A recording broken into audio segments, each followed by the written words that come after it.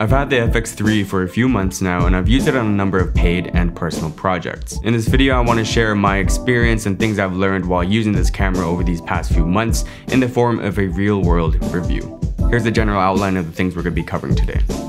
I always stress the importance of context in this type of video. The way I use a camera might be completely different from the way you use one. The way I approach shooting in general even will have a rather large impact on how I assess a camera. So here's a brief overview of what I think is relevant to any bias I may have, or why something that might be a glaring issue for you might not even cross my mind. Professionally, I've used the camera to shoot music performances, events, corporate, and behind the scenes.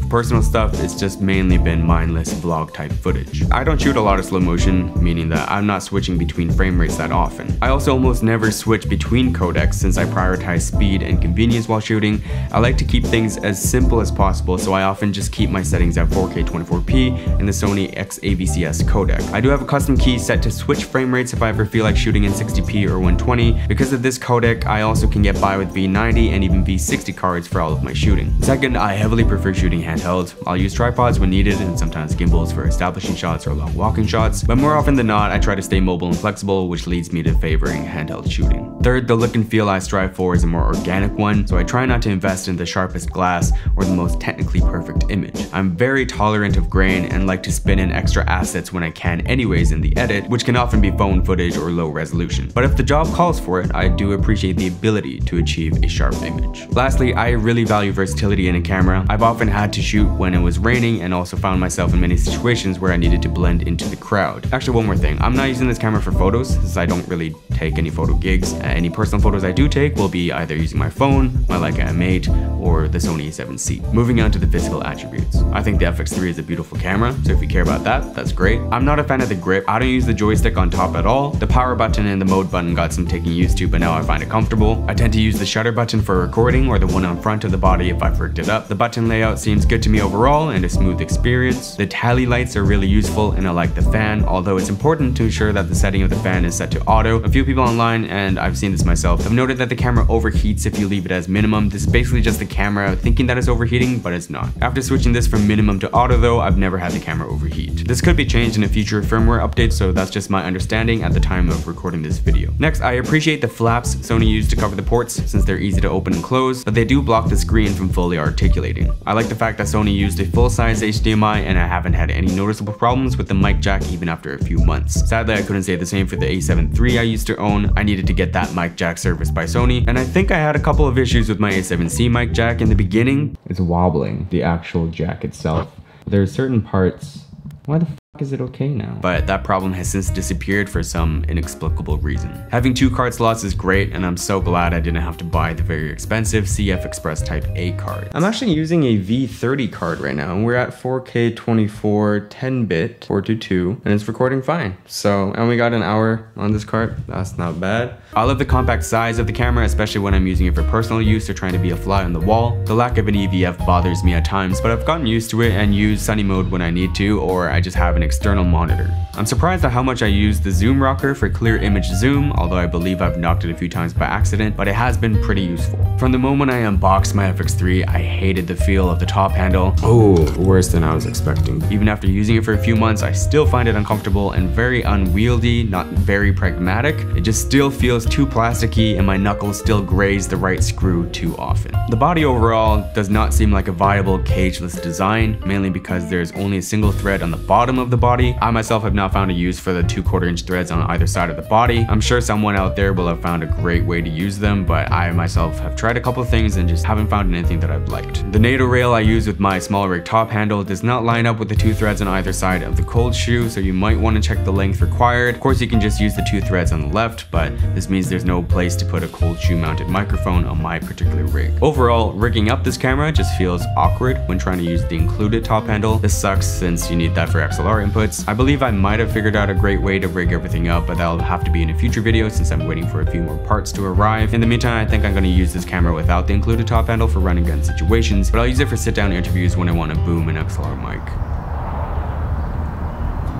I think the image out of the FX3 is incredibly solid, whether it be 1080p or 4K. The XAVCS 4K 10-bit files look great to my eye, plenty of detail and sharpness, and can handle much heavier grading than the previous 8-bit files coming out of Sony mirrorless. I think the gamma curve results in a slightly digital look, or I guess just harsher roll off in the highlights. I haven't been shooting that much in extreme low light, especially for client work, but every time I shoot at 12,800 ISO and f/3, I've been satisfied with the image. Whenever I use this camera with the Canon FD glass I own, I really enjoy the image that comes out. It's closer to the type of image I naturally find myself gravitating towards. I think moving forward, I might try more vintage or manual lenses with the FX3. Color science seems good, but I can't comment too much since I've been using the Phantom LUTs as a starting point and just fine-tuning shots from there. Because of these LUTs, it's been a very smooth and easy experience thus far. Coming from the A7C though, I think my favorite thing about the FX3 image has to be the controlled rolling shutter when shooting in 4K. The A7C definitely has a lot of that jello effect, which can be very distracting depending on the shot. The fact that the FX3 handles this a lot better is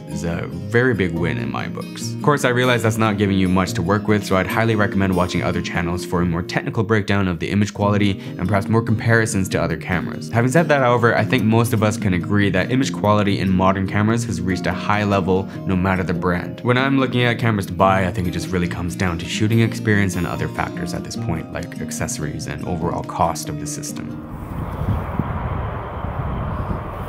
The shooting experience was kind of bad in the beginning, to be honest. I found the grip to be very uncomfortable and troublesome if I have it rigged up without a cage, since the camera can easily rotate due to the single thread on the bottom. I think the A7 III's side grip was more comfortable if memory serves me correct. Because of this, I would often resort to handling the camera with the top handle alone, and again, I find the included top handle to just be very uncomfortable. I think I just couldn't shake the notion that the FX3 costs more than the S3, largely because of the handle and included XLRs, so I'd be wasting the value of the camera if I wasn't using the included handle, so I would often just force myself to try to use the handle more, but now I've changed my mind and we'll dive into that shortly. First, a few reasons why I don't like the handle, in addition to whatever I've already said. The diameter of the mic holder is too large for mics like the Rode NTG3 and NTG5, and I'm assuming options like the Sennheiser MKH416, 8060, Sanken stuff, Sheps stuff. You have to use a rubber spacer or gaff tape, which will introduce a lot of handling noise. You could look into other options such as the Rode SM5 or Rycote clamp adapter. These add suspension to the mic so they act as, I guess, shock mounts and can clamp into the mic holder so it'll fit. I don't think I've seen a single video reviewing these units, so I'm not exactly sure how effective they are, but luckily a friend of the channel bought the Rycote and sent me some photos. As you can see in the photos, it adds a lot of height to your rig, which might be a little uncomfortable and throws off the balance depending on the orientation.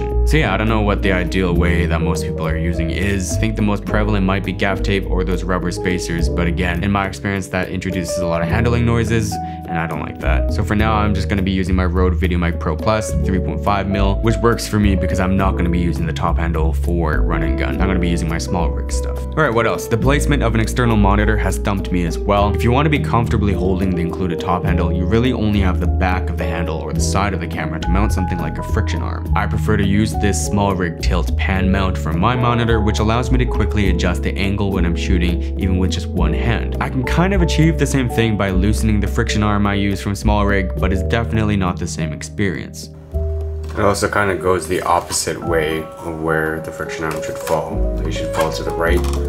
It's falling to the left if you have it on the left side, but that's kind of where I would prefer to have my monitor, is on the left side. So yeah.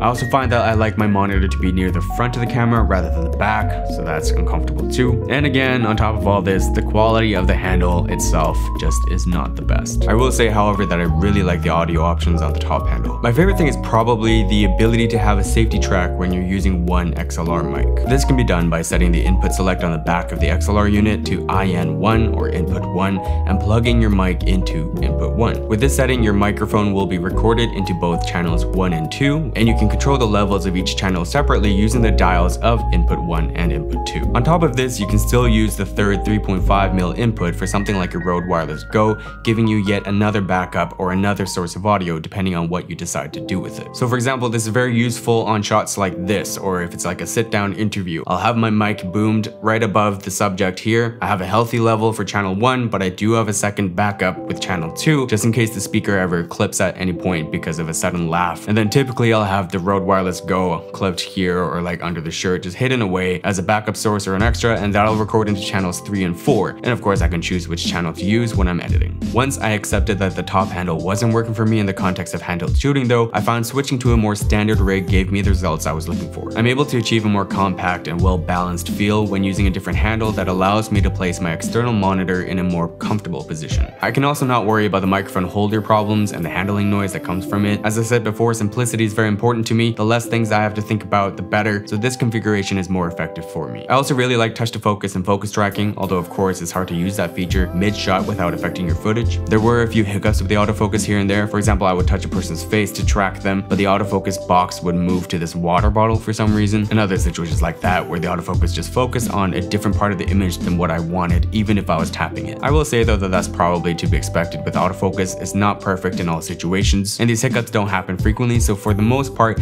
it's been fantastic in both accuracy and speed. After shooting with a Blackmagic Pocket 4K for a while too, I appreciate small things like how quick and easy it is to adjust ISO. I would say shutter speed too, but I really think the lack of shutter angle is a big miss on Sony's part. As for the ease of switching between codecs and frame rates, I can't comment that much since I shoot everything with the same codec and really only need 24 and 60p. Mapping a single custom button has made that extremely simple for me and I love it, but I realize that other people might have different needs in this context. Again, because of the way I shoot, I find myself not having to go into the menu system that often, so I don't really have too many thoughts on that. It's definitely not as clean and polished like Blackmagic's menu system, but I think it's usable. I'm sure though that like other menu systems, you're gonna get used to it over time and it'll feel natural. The lack of internal NDs has been a pain point, but I've gotten by with a variable ND. I like shooting with zoom lenses at this point because I don't have to change lenses as often, so I can get by easily with just my Tamron 28-75 and a variable ND. I'm not sure if this is appropriate to this section, but the IBIS has been good.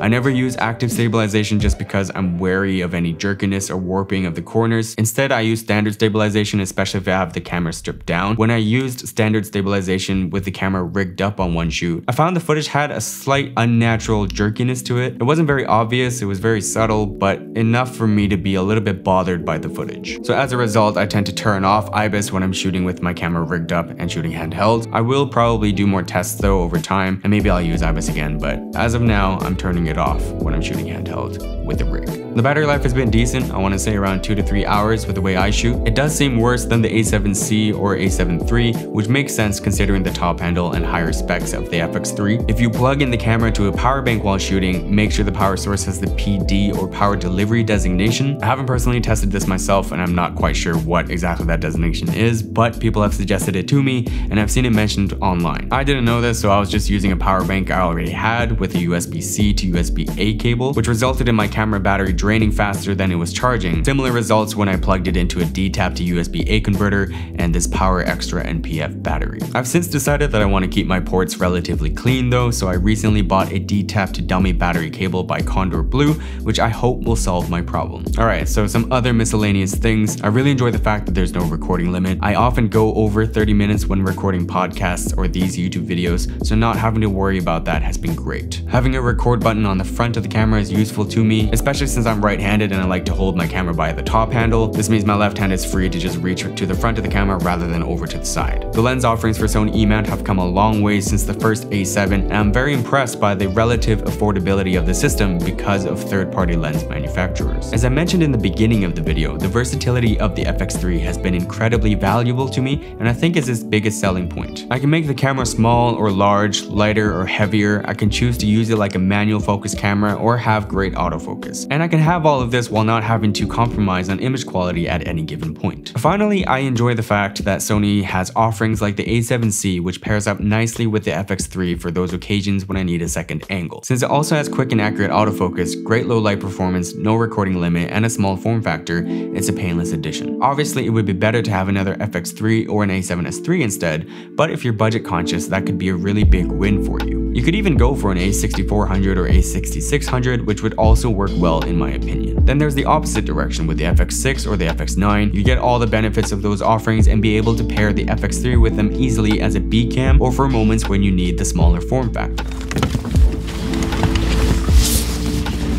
so I wasn't the biggest fan of this camera when I first unboxed it, but I knew that it would grow on me over time. I think at this point, I really appreciate what this camera can do, and I would argue that for videographers, this is a really sound investment because it can pretty much fit into any shooting scenario and can be an amazing B cam if you ever decide to pick up Sony's more expensive offerings. With the specs that it has, I can see the FX3 being relevant workhorse cameras for videographers for years to come. Now, I think a lot of people might be debating between this camera and the A7S III. I really can't give a definitive answer because I don't know what the in-depth shooting experience is like with the A7S III. I had an S3 for a week or so, but never took it on any client shoots. Honestly though, it's probably pretty much the same thing, especially if you pick up the K3M unit, and the image quality would be identical. I guess the only thing that really comes to mind is that if you want an EVF, that could be a strong enough reason to go for the S3. For me personally, if I was buying the camera today, I think I would probably go with the A7S III and look for a good deal on it. I remember a couple of months back, I saw a retailer bundle the A7S III with a CF Express Type A card and the reader, and I think if you grab the K3M unit, the price is still very similar to the FX3, and it comes with Sony's XLR mic, which fits perfectly into the mic holder. And I guess on top of that, people might argue that buying a cage is an added cost of the S3 that doesn't apply to the FX3. Kinda true, but in my personal experience, I don't really like using the FX3 without a cage, so I actually just bought one. When we're considering all of these things, I do think the S3 just has better value. Given the accounts online too, there doesn't seem to be any overheating issues with it, so I'm not sure if the fan of the FX3 gives you much more value, but I will say that I don't regret my FX3 purchase and appreciate the little things like tally lights, extra record buttons, included XLR handle,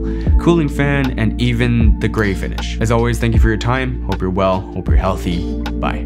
I left a quick note in the video, but yeah, after looking at the prices, at least in Canada, it's only a $200 difference and you get the XLRs with the FX3, so I don't really know if I agree with myself saying the A7S III is a better value. I'm a little bit conflicted, and I'm sure that's very unhelpful to you. I feel like I want to say the FX3 is a better buy, just because you get the XLRs, which will help you with your audio game if you want to step it up at any point, whether it be a shotgun mic outdoors or an indoor boom mic for sit-down interviews and whatnot. I don't know. I think FX3 might be the way to go, unless you get a really good package with the S3. The example I gave of the CF Express card, I don't know. I don't really think you need CF Express Type A or whatever. So maybe if the price is more than $200 less and you get like an extra battery perhaps, I don't know. I guess it really comes down to the EVF if you need it. Probably missing something, and I'll disagree with myself tomorrow or the second I export this video, but we'll see. Anyways, hope you enjoyed the video. As always, thank you for your time. I'll see you in the next one.